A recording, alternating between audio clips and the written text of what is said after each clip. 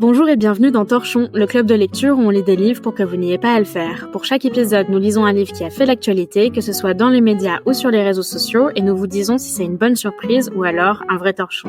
Grâce à Torchon, vous pourrez briller en société et parler du livre du jour sans même l'avoir lu. Je suis Léa et aujourd'hui je suis avec Fatma. Bonjour tout le monde. Et nous avons lu Votre attention et votre super pouvoir par Fabien Olicard, paru aux éditions First en 2024. Fabien Olicard, est-ce que tu le connaissais avant de lire ce livre? Eh bien, je crois que je le connaissais un petit peu de nom, de vue. J'avais vu son visage dans des affiches dans les métros, mais je ne l'avais jamais lu et jamais vu de vidéo, non. Moi, je le connaissais pas du tout non plus, alors que je passe mon temps sur YouTube et c'est un YouTuber assez influent, assez connu. Il a 2 millions d'abonnés, donc quand même. Et alors voilà comme il se décrit, il dit que Fabien Olicard est mentaliste, showman, entrepreneur, vidéaste et auteur. Depuis 15 ans, il développe ses idées sous forme de livres, de spectacles et de vidéos, créant un univers varié. Sur scène comme dans la vie, il explore les pouvoirs extraordinaires de notre mental, avec simplicité et humour pour les rendre utiles dans notre quotidien. Alors c'est vrai qu'il s'est fait connaître en étant mentaliste, à l'époque où il y avait cette série sur M6 qui s'appelait Le Mentaliste. Et ses vidéos les plus regardées sur YouTube, c'est pas mal les analyses de la communication non verbale de politique, par exemple. Donc, il est mentaliste, il est youtubeur, il fait des conférences en entreprise aussi. Il en parle d'ailleurs dans le livre. Oui. Donc, il est auteur de 8 livres. Et ça, c'est le 8e. À votre attention et votre super pouvoir. Il écrit des livres de développement personnel autour du cerveau, je dirais, autour de comment mieux penser, comment penser de manière plus efficace. Il y a pas un petit côté de la science cognitive oui.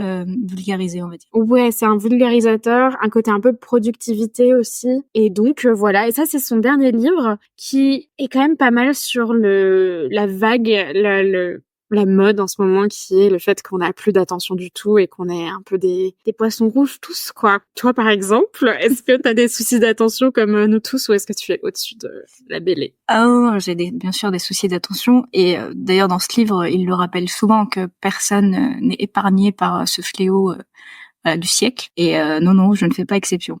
Et toi? Ah, moi, c'est monstrueux. Enfin, c'est pas que j'ai des problèmes de concentration parce que j'arrive à lire, j'arrive à travailler. Je trouve que je suis quand même plutôt quelqu'un d'organisé dans ma vie aussi. Mais le souci est plutôt genre dans mes loisirs. Parfois, j'ouvre TikTok et je tombe dans TikTok. Et donc, je dois avouer que quand on s'est décidé à faire ce torchon, cet épisode, j'étais quand même assez, j'étais assez dans des bonnes conditions pour me dire, allez, je vais en profiter pour un peu m'améliorer. Enfin, j'étais super partante. Et d'ailleurs, c'est toi qui me l'as proposé, donc toi aussi, t'étais plutôt dans des bonnes conditions, quoi. Oui. Pour la petite histoire, c'est mon ancien boss qui j'ai découvert, puisqu'on reçoit tous ces mails, qu'il allait recevoir, je sais pas, toute la bibliographie de Fabien Olicard, et donc il était fan, et je voulais bien me faire voir de mon boss.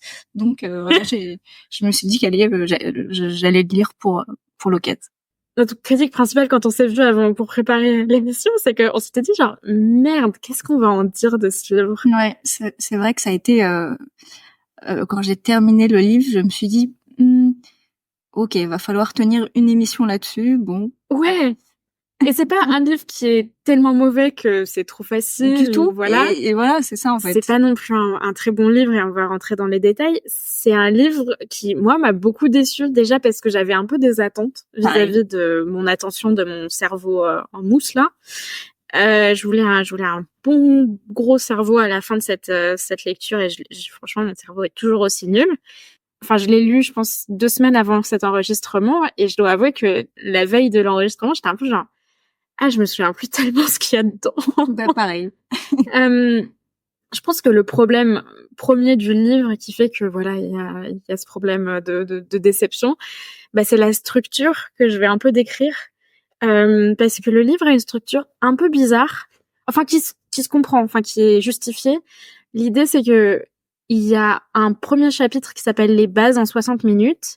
Et l'idée, c'est qu'en 60 minutes, t'es censé pouvoir lire ce chapitre et avoir les bases de l'attention et de quoi faire.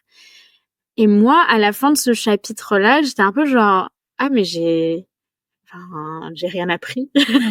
J'ai pas eu l'impression qu'on m'ait ouvert les yeux ou qu'on m'ait aidé particulièrement. Ce qui est pénible, c'est que le premier chapitre est un peu du style « Je suis persuadée que vous n'arriverez pas à lire un livre entier, donc je vous fais un résumé du livre avant même que le livre commence. » Voilà. Donc il va recréer un peu les conditions d'un spectacle où il va un peu nous dire en 60 minutes, voilà, un spectacle de 60 minutes. Il va donner vaguement des définitions de ce que c'est l'attention. Il va donner 2-3 exercices sur mieux se comprendre et mieux comprendre son attention. Et il va donner assez peu de conseils. C'est ça qui est étonnant, en fait. Oui. Ouais, j'ai l'impression que c'est vraiment un chapitre pour rentrer un peu dans son univers, et on sent qu'il vient vraiment de l'univers un peu du livre-jeu, dont on est un peu le héros. Voilà, il veut nous faire vivre une sorte d'aventure pour qu'on puisse continuer. Sauf que, ce faisant, bah, il nous prend, voilà, un petit peu par la main, on va dire, et un petit peu trop, peut-être. Ouais. Après, ce qui est marrant, c'est que là, c'est vraiment le chapitre où c'est le plus évident, ce style un peu haché, un peu genre « Eh oh !» Oui. Vous êtes toujours là? Vous êtes toujours là? Et moi, ce qui est marrant, c'est que je me suis rendu compte peut-être d'un avis personnel, mais en tout cas, pour moi, la lecture, l'un des plaisirs de la lecture, c'est justement de ne pas être rappelé à l'ordre, c'est de plonger et de rester des heures, quoi. Exactement. Et là, c'est impossible. Il y a des interjections à tout va, à tout bout de champ. Il s'arrête pour nous raconter une anecdote, puis ensuite il nous fait une énigme alors qu'on n'a rien demandé, énigme qui va d'ailleurs servir à rien, à démontrer quoi que ce soit dans son propos. Enfin, c'est quand même assez s'il croit s'adresser à des gens qui ont des difficultés à lire et qui ont du mal à plonger dans un livre, là ça ne les aide pas du tout, en fait. Ouais. Ça complique complètement la tâche. Alors, il y a des titres, il y a des intertitres, il y a des trucs en gras. Oui. J'ai un peu l'impression de lire des slides de PowerPoint parfois. Voilà. Et souvent de manière complètement artificielle, en fait. On se rend compte qu'il n'y a pas vraiment de raison d'être de certaines couleurs ou certains changements à la typographie, histoire de marquer un certain rythme visuel, mais sans utilité vraiment pratique. Ouais, et donc il capte notre attention, mais on n'a pas de fond sur lequel, enfin, là j'aimerais résumer en quelques phrases ce qu'il dit dans ce premier chapitre, mais en fait, c'est difficile à résumer parce qu'il y a rien, c'est juste un patchwork de plein de choses qui sont là pour nous stimuler, en fait. Mais par exemple, il y a ah oui, alors toi t'as fait les exercices qu'il donne dans ce premier chapitre. Moi, je t'avoue que t'as fait le jeu des 120 secondes, c'est-à-dire oui, bien sûr. Et j'étais aussi nommée à ce moment-là, enfin c'était avant que le film commence. Et je pensais que l'idée des 120 secondes, ça allait être de se rendre compte que maintenant, de nos jours, il était très compliqué d'avoir 120 secondes sans que on n'ait pas une vraie interruption dans sa vie. En fait, c'était pas du tout ça, visiblement, le jeu. C'était de savoir si on arrivait juste à rien penser, à penser à rien pendant 120 secondes. Et c'est vrai que j'étais étonnée qu'il en fasse tout un plat. Et je veux bien croire que qu'il y ait des gens qui ont beaucoup de mal à ne rien faire pendant 120 secondes, mais c'était pas ton cas? C'est clairement pas mon cas, non. C'est cool. C'est cool pour toi, je t'avoue. Non, mais c'est bon. Parce on va en reparler, mais c'est vrai qu'il présuppose quand même de beaucoup de choses dont je ne sais pas s'il a vraiment eu la vérification de si c'était vrai ou pas. Après, il dit, parmi ces personnes, certaines échouaient à ce test. Leur réaction était souvent de qualifier le jeu de nom d'oiseau pour éviter une dissonance cognitive. Je comprends, il est très désagréable d'échouer à faire une chose que l'on pensait facile. Et donc, il y a vraiment des gens qui ont souffert, qui ont trouvé que c'était une punition ou une torture de juste rester 120 secondes à rien faire. Ouais, je dois avouer que moi je l'ai pas fait, donc je pourrais même pas te donner. En fait, c'est bête, mais moi quand un livre me dit explicitement de faire un truc de ce style, j'ai tendance à faire. Tu peux pas me dire ce que je dois faire. Oui, c'est ça. Et je me demande à quel point est-ce que c'est pas ça plutôt qui énerve les gens que vraiment le fait de n'avoir rien fait pendant 120 secondes. Ouais. Un autre exercice, ça je l'ai un peu plus fait. Alors j'ai pas appliqué une note entre 0 et 5. C'était un peu de définir un environnement idéal.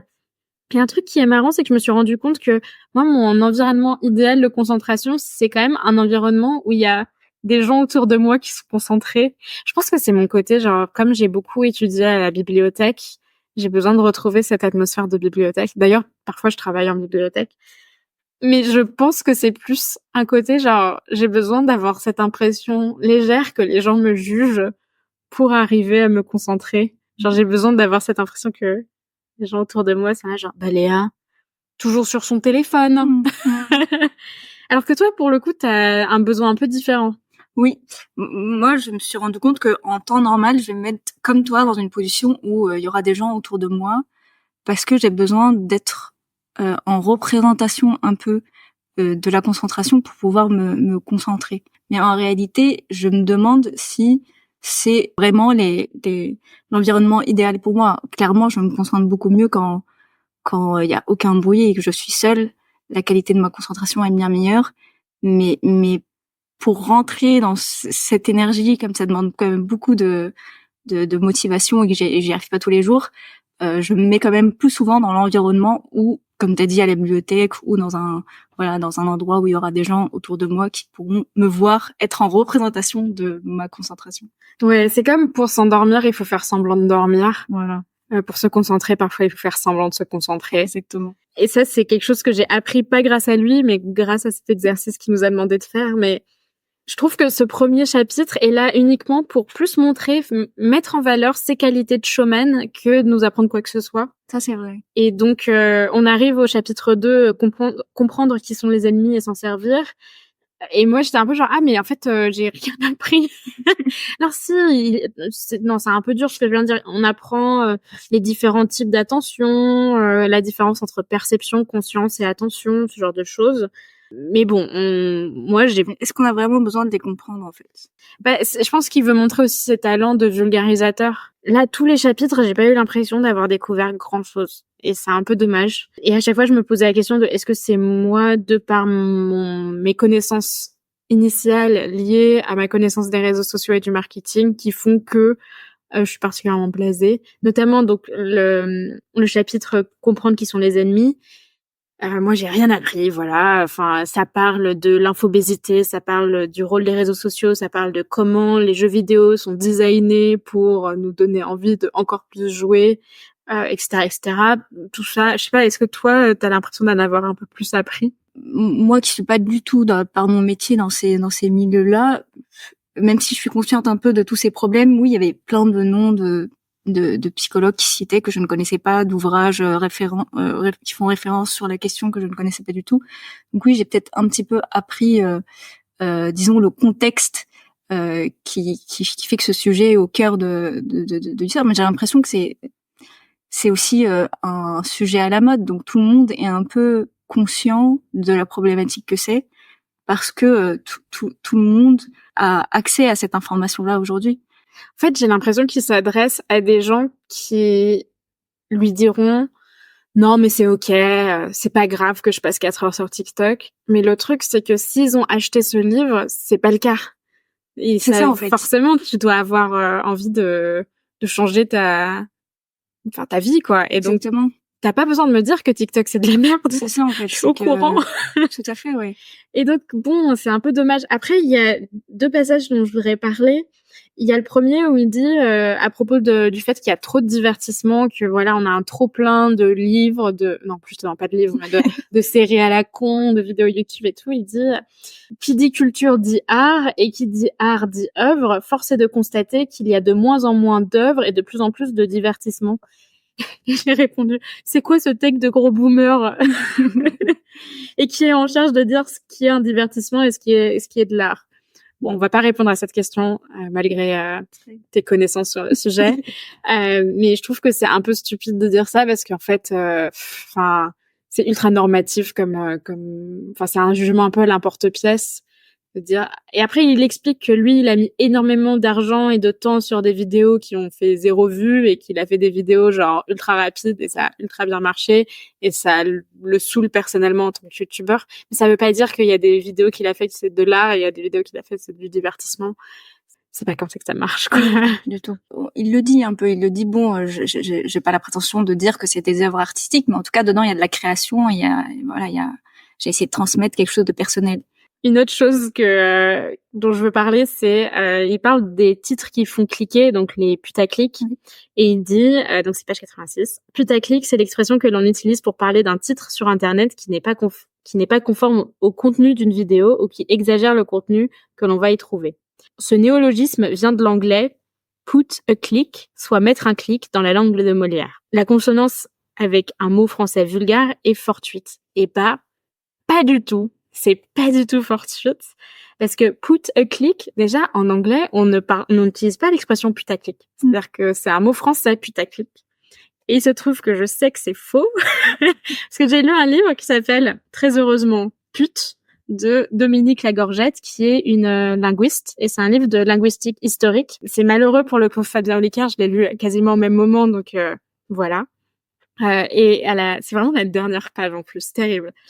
On a beau dire, nous dit Dominique Lagorgette, on a beau faire, de nouveaux mots surgissent dans le sillage des anciens, comme putaclic, durant la dernière décennie, qui rappelle le délit de racolage à sa manière. Le stigmate est toujours actif, et cela se voit dans la néologie. Et en fait, elle nous dit, bah non, hein, putaclic, ça vient de pute, hein, désolé, c'est un titre racoleur, et je comprends que Fabien Olicard soit pas à l'aise avec le fait d'utiliser une injure pour parler d'un mot tel, mais c'est le cas. Voilà. Ouais. Et je fais le lien avec le fait que il y a très peu de notes de bas de page dans ce livre, parce qu'il veut pas nous déranger, il veut qu'on soit focus sur ce qu'il nous dit. Et le problème, c'est qu'on doit le croire un peu sur parole, quoi. Oui. C'est quand même assez peu référencé, même si bon, il donne au moins les noms des scientifiques qui ont été en charge des études qu'il cite, mais c'est vrai que c'est quand même assez peu référencé. Au début, c'est la 3e note de bas de page 33. Ils disent « Je prends un instant pour vous préciser que je n'ai suivi aucun cursus universitaire dans le domaine des sciences cognitives ou de la médecine, ce qui ne m'empêche pas de faire preuve de rigueur dans mes recherches et dans mes écrits en m'appuyant sur les publications récentes des experts reconnus et sur de solides consensus scientifiques. » Comment dire? Moi, je trouve que s'il avait fait des recherches, solides, il aurait pu nous mettre un peu plus de fond et un peu plus de notes de bas de page, tout simplement parce que moi, j'ai tout d'un coup eu un grave sentiment de méfiance vis-à-vis de ce qu'il nous disait, quoi. Et donc, par exemple, pour cette histoire de putaclic, il se trouve que j'avais cette information qu'il disait une connerie, et donc la confiance, en apathie. Exactement. Et bon, et c'est à nouveau assez enfantin, enfin... il nous prend un peu pour des enfants, genre, ah non, je vais pas vous mettre des notes de bas de page parce que vous êtes trop débiles, quoi. Ouais. C'est des, ah merci, c'est gentil. J'ai mis trop vite lâcher l'affaire. Surtout qu'une note de bas de page, par essence, c'est quelque chose que tu peux ne pas lire. C'est ça qui est bien avec une note de bas de page. Ah oui, et on devrait parler aussi du fait que, dans ce passage-là, il parle aussi pas mal du rapport à l'information. Page 92. Oui. En fait, il donne des petits conseils de temps en temps, mais c'est jamais très bien identifié comme des conseils, c'est dommage. Et donc, sur le problème de l'infobésité, le fait qu'on est un peu bombardé d'informations, il nous dit « Je vous recommande de vous abonner à un magazine, physique ou virtuel, payant, apolitique, sourcé. » C'est quoi un magazine apolitique? C'est Le Monde, c'est-à-dire centre-gauche, ou Le Figaro, c'est-à-dire centre-droit. C'est vrai que c'est une petite particularité inutile qui enlève rien au conseil. Ah oui, je suis assez d'accord, c'est vrai. Donc, tant qu'à faire, autant que ce soit un magazine politique si vous en avez envie. Ça va rien enlever. Le fait qu'il soit apolitique n'enlèvera rien à l'effort que vous allez faire pour le dire. Oui, et puis bon... Je comprends pourquoi il dit ça. Il dit, allez pas vous abonner à un truc ultra extrémiste ou peut-être des choses un peu fake news. Enfin, je pense que ce qu'il a en tête, c'est Fox News. Il se dit, peut-être éviter Fox News. Mais le truc, c'est que, bon, malheureusement, c'est quand même un peu naïf de croire que nos sources d'information sont apolitiques. Même l'AFP, je suis sûre, a des biais. Enfin, c'est compliqué, quoi. Et ensuite, il continue en disant, donc je sais pas qui est ce monsieur, mais Tim Ferriss disait que pour gagner du temps, il ne lisait plus les informations, il demandait simplement à son entourage ce qu'il y avait à savoir sur le monde en ce moment. Il obtenait ainsi les grandes lignes de l'actualité sans revoir les mêmes informations en boucle dans tous les médias. Malin. Et je suis là genre, pas malin du tout, de quoi tu parles?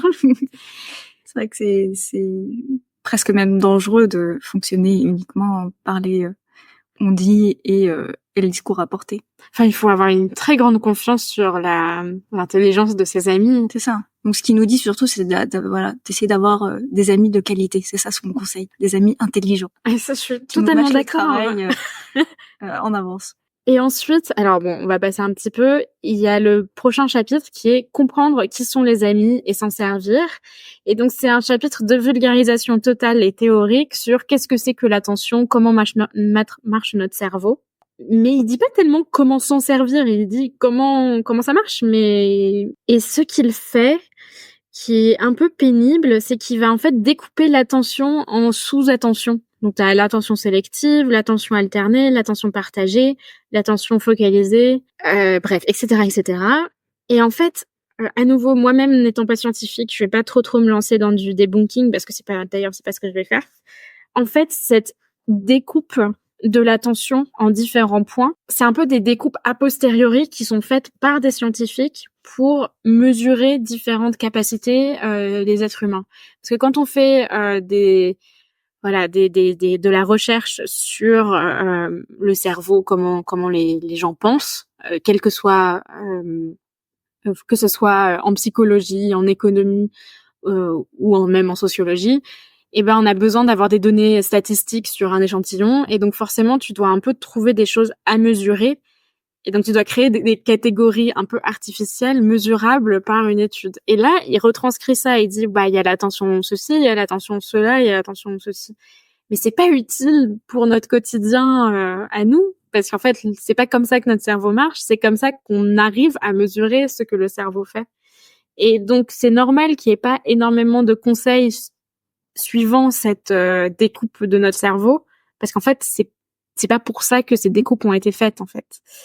Enfin, ça permet à Fabien Olicard de dire qu'il est vulgarisateur, qu'il s'intéresse à la recherche scientifique. Mais en fait, moi j'ai lu ce passage, j'étais genre c'est pas très utile quoi comme chapitre. Je sais pas, est-ce que toi t'as trouvé une utilité à Non, moi je fais un peu du même avis, c'est-à-dire quand je l'ai lu, je me suis dit ok, bon c'est des catégories encore une fois, et les choses sont quand même beaucoup plus mouvantes, et il le dit d'ailleurs.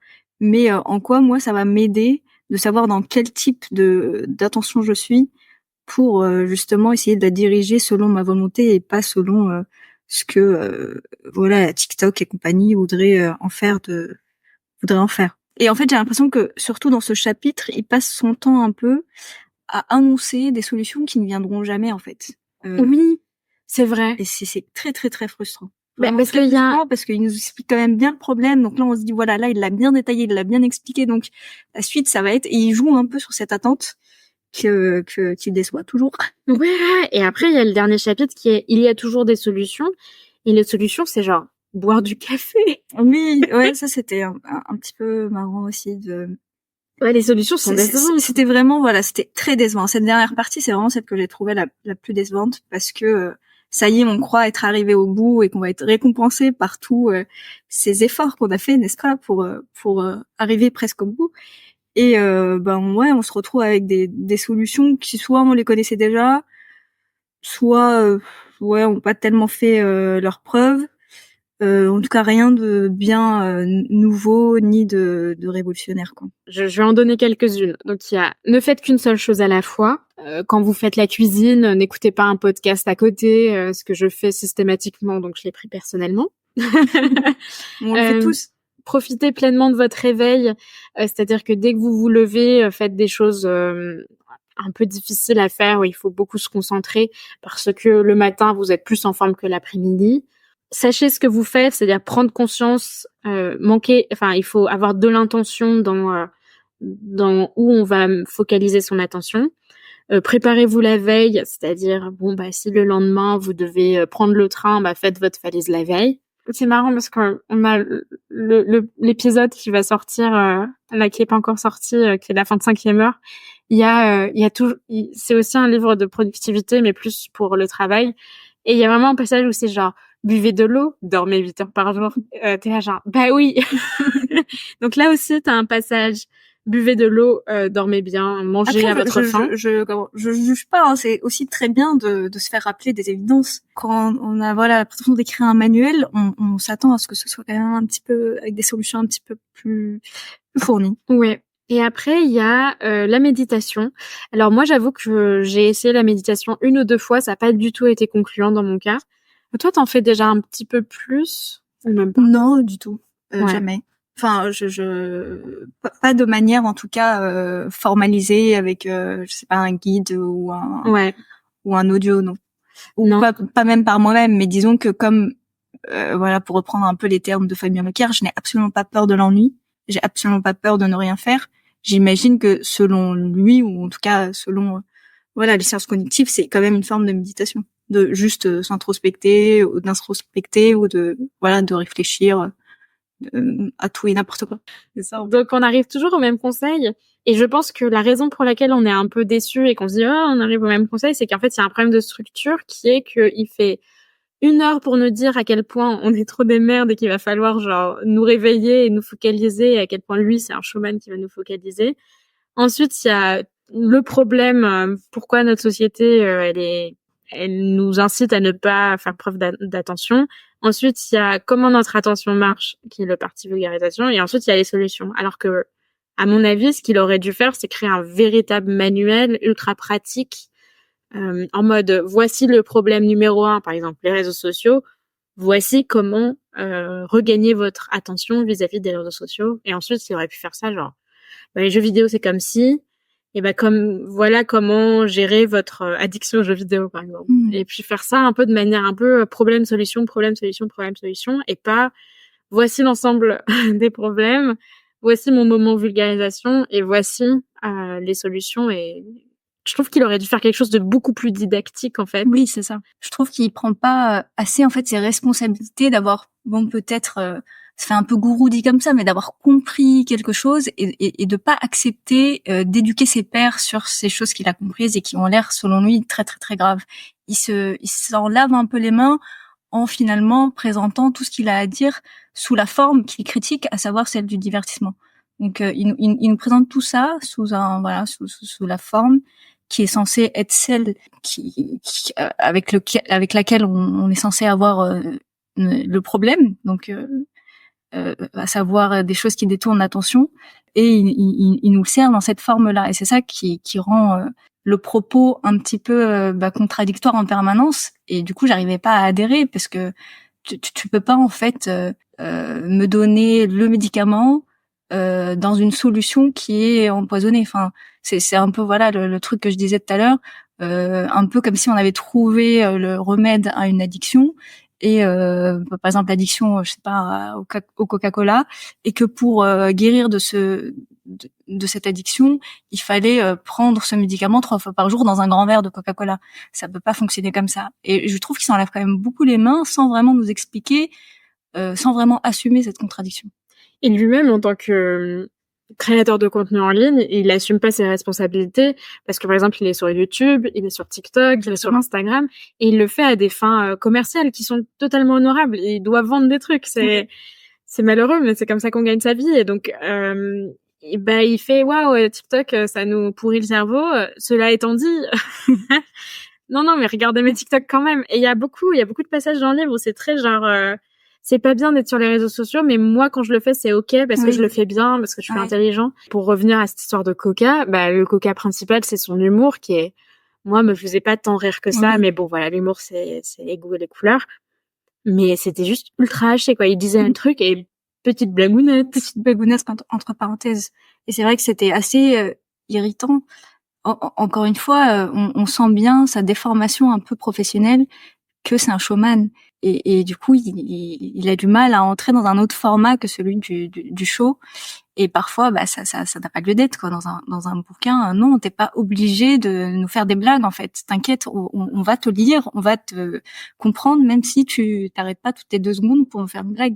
Et d'ailleurs, je me demande si l'écouter en livre audio, c'est peut-être une meilleure expérience. C'est vrai. C'est ça, on est agacé, on est irrité pendant tout le long, et je pense que on n'est pas les seuls. Je pense sincèrement que voilà, d'ailleurs lui-même le dit, page, je l'avais noté, page 15. Il dit, j'aimais beaucoup que le livre, donc il revient sur son enfance et il explique qu'il a trouvé un livre sur la magie quand il était petit. Et à propos de ce livre, il dit, j'aimais beaucoup que le livre utilise un langage très soutenu, comme si j'étais une personne importante. Et j'avais envie de dire, mais tu vois, toi aussi, un jour, un livre t'a respecté et t'as bien parlé et t'as bien kiffé, et et voilà, t'as réussi à tenir et à lire jusqu'au bout parce que justement on te parlait avec un langage, on te traitait pas d'idiot à chaque interligne, quoi. Ouais. Toi aussi tu kiffes, donc pourquoi est-ce que tu nous fais subir ça, mon cher Fabien Olicard? Je pense que le problème de Fabien Olicard, alors c'est marrant parce que donc d'abord j'ai lu le livre sans le connaître, ensuite j'ai un peu regardé ce qu'il faisait et les vidéos, et ça a l'air d'être quelqu'un de particulièrement sympathique. Mais oui, sympa. Et quand il raconte sa vie, et d'ailleurs il raconte un peu sa vie dans son livre aussi, on a l'impression que c'est en fait un mec qui a jamais eu le problème qu'il est en train de résoudre. On a l'impression que c'est un mec qui a un cerveau, mais super, enfin, j'ai l'impression que c'est un homme qui a toujours été très intelligent. Alors, Dieu sait ce que ça veut dire, mais voilà, qui a toujours été très actif, très intelligent, très capable. Enfin, c'est comme l'épisode qu'on a fait avec Pierre sur Arnold Schwarzenegger. T'as un peu le côté genre, ouais, tu me donnes des conseils de sport, mais en fait, t'es Arnold Schwarzenegger, ta personnalité est celle d'un sportif, donc tu peux pas trop m'apprendre des choses. Vrai. Là aussi, il a beau nous dire à chaque fois, en interligne, bien sûr, il le formule pas complètement, mais on sent qu'il est en train de dire, en gros, on est tous à égalité là-dessus. Il y a personne qui est spécial, il y a personne que voilà, on a tous des biais, on fonctionne tous pareil. Il y a toujours des moments où quand il nous raconte un peu sa vie, on se dit bah en fait non gars, enfin clairement t'as des facilités et on n'est pas tous à égalité là-dessus, clairement. Ouais, en tout cas, on n'est pas à égalité avec Olicard, quoi. Ouais. Oui, une dernière chose que je veux dire, c'est qu'il y a tout un passage sur les troubles de l'attention, les TDA/H. J'ai trouvé c'est dommage parce que j'avais vraiment une attente vis-à-vis de ce passage-là. C'est un peu un sujet de société qui m'interpelle, et j'ai trouvé le petit chapitre qu'il y dédie pas incroyable. Vraiment, j'ai eu cette impression de pas apprendre grand-chose et d'être plus perdue qu'autre chose. Et après, j'ai regardé une vidéo à lui sur le sujet où il interviewe un docteur qui est le docteur Moussa. Et cette vidéo était bien meilleure. Oui, et justement parce qu'il fait parler à un médecin, alors que dans ce chapitre-là, il n'arrête pas juste de dire que du coup il est pas médecin, donc il comprend rien, et du coup il conseille aux gens qui ont un doute là-dessus d'aller voir un médecin. Donc, c'est ça, c'est tout ce que ça dit. Et donc bon, je conseille à la place, si le sujet qui vous intéresse c'est les troubles de l'attention, je pense que la vidéo est bien meilleure que le livre ici. Alors, est-ce que c'est un vrai torchon ou une bonne surprise? Alors je dirais que c'est ni l'un ni l'autre. C'est clairement pas un torchon. Non. Je dirais pas que c'est un torchon du tout. Parce que quand même, encore une fois, c'est toujours bon de se rappeler des choses, même si on les sait déjà. Et le sujet en fait est beaucoup trop important pour moi pour voilà balayer comme ça du revers de la main un livre qui apporte quand même des débuts de solutions. Et en même temps, est-ce que c'est une bonne surprise? Non, parce qu'on avait quand même beaucoup d'attentes. Et il a pas répondu à nos attentes. Il a pas répondu à nos attentes, clairement. Non, ouais, c'est vrai. En fait, c'est une grosse déception. Et en plus, tu vois, je me sens mal parce que ça y est, je suis fan de Fabien Olicard, quoi. Bah oui, on l'aime en plus. Tu vois, il est sympa. Ouais, il est un peu mignon. Oui, ouais. Et bon, il a un petit côté manipulateur, mais bon, c'est son métier. Oui, c'est son métier. Enfin, c'est le truc avec le développement personnel, c'est quelque chose que je répète à chaque épisode sur le développement personnel, c'est qu'un livre de développement personnel se juge par ses conséquences, enfin son action sur nous. Et là, j'ai pas eu l'impression d'avoir radicalement changé ma vie grâce à la lecture de ce livre. Et donc bon, je suis comme toi, je suis assez ambivalente, c'est-à-dire que c'était une déception, ça veut pas dire que c'était totalement mauvais, c'est juste que bon, c'était décevant par rapport aux attentes qu'on avait. Et puis bon, toujours bon à rappeler, c'est pas pour nous parce que peut-être parce qu'on est deux grandes lectrices et donc par essence en tant que lectrice on a une capacité d'attention que peut-être d'autres personnes n'ont pas et voilà quoi. C'est je propose qu'on donne un peu nos petits conseils si on a fini sur la critique, nos conseils attention. Alors par exemple, t'as essayé de mettre ton téléphone en noir et blanc après ce qu'il a donné comme conseil. Est-ce que tu trouves que c'est un bon conseil à donner? Alors oui, il se trouve que ça a pas vraiment marché pour moi parce que mon utilisation du téléphone dépend pas spécialement du fait qu'il soit coloré ou pas. Enfin, je crois pas être addict à mon téléphone, donc en réalité, c'était pas quelque chose qui m'était destiné. Mais en tout cas, il a l'air de s'appuyer sur des vraies études qui montrent que voilà, notre cerveau est attiré par les couleurs. Donc oui, je pense que c'est un bon conseil. C'est un conseil à moindre coût. Enfin, en tout cas, un truc qui marche sur moi, et je suis pas la meilleure personne, donc voilà. C'est que, par exemple, comme je sais que j'ai un problème de toujours vouloir faire deux choses en même temps, et bah je suis assez intentionnelle sur la manière dont je fais ces deux choses en même temps. Par exemple, comme je sais que j'ai du mal à me concentrer sur un film ou une vidéo, j'ai toujours mon tricot avec moi, donc je fais beaucoup de tricot et c'est une manière pour moi de me canaliser et d'être bien sûr de me focaliser sur le livre, non justement le film que je regarde. Et donc je trouve que c'est pas mal aussi de se permettre un entre-deux, quoi, entre vraiment quelque chose d'ascétique et quelque chose, ouais, une ascèse de l'attention et voilà. Moi aussi, ça m'arrive souvent de choisir pleinement de faire deux choses à la fois. Mais moi, peut-être contrairement à toi, c'est plus un aspect un peu punitif. C'est-à-dire que parfois, je sens que, je sais pas, il y a une série sur Netflix dont tout le monde parle. Et sauf que j'ai clairement pas envie de la regarder, mais je sens que je sais pas, je suis un peu en période de down, je suis un peu triste et j'ai bien envie de binge-watcher quelque chose. Je vais essayer de faire un truc intéressant à côté pour me dire que j'ai pas, perdu. C'est quand même long de regarder une saison de série, de pas avoir perdu, voilà, me donner l'impression de pas avoir perdu complètement mon temps en faisant deux choses à la fois. Ouais. Et ça, je pense qu'il faut déculpabiliser les gens là-dessus. En fait, c'est pas grave. Je pense que déculpabiliser, c'est vraiment le bon mot parce que là, moi, je trouve que je suis sortie de la lecture de ce livre en me sentant vaguement coupable, alors que franchement, les meilleurs conseils ou les meilleures choses que j'ai réussi à implémenter dans ma vie, c'est souvent à l'inverse des choses un peu, ouais, déculpabilisantes.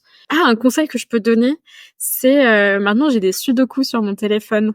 Et en fait, faire des jeux un peu, enfin pas des jeux type Candy Crush, tu vois, mais les mots croisés, je sais pas, moi j'utilise Wordle aussi, les sudoku, je trouve que c'est aussi une aide à voilà, à faire des choses un peu bêtes mais pas non plus c'est assez quand même difficile, ça a le bon degré de difficulté pour pas nous démotiver mais aussi de pas en être addict et voilà, on peut tout à fait se dire je vais faire du sudoku pendant une demi-heure et pas plus et normalement on le gère assez bien. Après, il y a peut-être des gens complètement addicts au sudoku et aux mots croisés qui en font toute la journée sans voir leur passer, je sais pas, mais j'en connais peu. Je prêchais pour ma paroisse, hein, mais lire des livres, c'est quelque chose qui, moi, m'a beaucoup soulagée dans des moments où j'avais plus d'attention, quoi. Me remettre à la lecture, me mettre des plages de lecture. Moi, je m'oblige à lire tous les jours. Même si c'est 5 minutes, l'idée, c'est que tous les jours, je lis. Oui, pareil. Je dirais aux gens de lire des fictions, en fait. Des choses où c'est quand même plus simple, voilà, de se plonger et d'avoir justement cette sensation un peu que tout se fait naturellement, un peu de flow où on est vraiment dans l'œuvre. Ouais, et puis même pas des grands classiques ou des trucs ultra bien, mais genre voilà un bon polar. Voilà, et puis bon, ce que je conseille à la place de ce livre, c'est la chaîne YouTube de Fabien Olicard qui est vraiment super. J'ai regardé 2-3 vidéos, j'étais trop contente, quoi. Après, je pense que, franchement, il y a d'autres livres qui ont l'air bien mieux de lui. Genre, Votre cerveau extraordinaire a l'air bien, parce que ça a l'air d'être plus une boîte à outils. C'est vrai que sur les quelques critiques que moi j'ai lues sur ce livre-là, c'est de gens qui disaient que quand même c'était moins bien que ses autres livres. Donc voilà, ça m'a donné quand même envie d'en lire plus. Et puis il décrit votre cerveau est extraordinaire comme une boîte à outils de, par exemple, pour se souvenir des noms des gens, ce qui est un problème personnel que j'ai, ou comme, enfin, il donne plein de petits conseils un peu tactiques sur comment mieux penser, mieux utiliser son cerveau. Et je trouve qu'il aurait dû faire ça avec ce livre. Il aurait dû en faire une boîte à outils et tu vois, en faire un truc. Bon ok, on a un cerveau en mousse. Alors c'est parti. Je vous donne soit un programme par semaine, soit une boîte à outils avec plein de choses à faire et plein de choses à essayer. Un cahier d'activités en fait plus que ce format-là qui est qui sûrement est très bien sur scène, mais qui est moins efficace en livre, quoi.